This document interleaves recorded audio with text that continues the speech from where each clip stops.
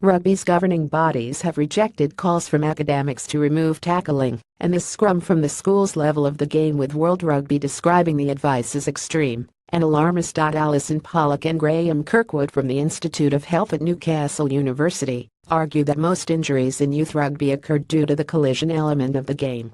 Writing in the British medical journal BMJ, they said that ministers should put the interests of the child before those of corporate professional rugby unions. The benefits far outweigh the risks. Dr. Colin Mitchie, consultant pediatrician at Ealing Hospital on the benefits of rugby for children. pic.twitter.com/OMAJMUENR05A World Rugby at World Rugby September 26, 2017. World Rugby, who oversee the global game, reacted by issuing a strongly worded statement disputing Pollock's position. The continual claims made by Pollock are not based on like-for-like injury statistics, and her extreme and alarmist conclusions are simply not supported by the data. The statement read: For example, it is well documented that, for most sports, injury rates increase with age, and yet the research quoted mixes 912 with 18-20 age groups.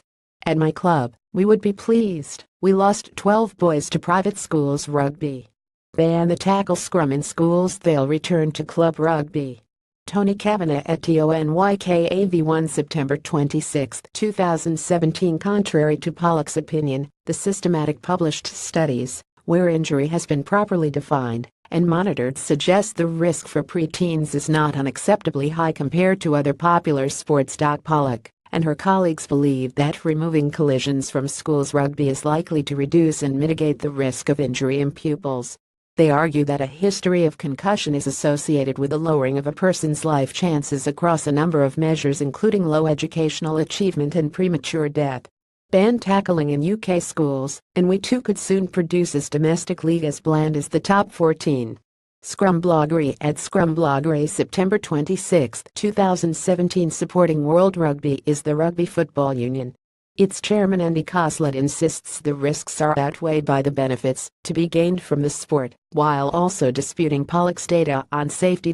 Mini and junior sections at clubs are packed to the gunwales on a Sunday morning now, because they are making a decision that even though there is a bit of risk involved in this game, perhaps a little bit more than other games, the benefits for the child and the benefits and values that the game stands for are worth buying into, Coslett said. Coaching of technique is critical to doing something safely, and rugby is no different. Learning to tackle early is all about technique, and the stats are very clear. If you learn to tackle as a real youngster, the chances are you will get less injuries.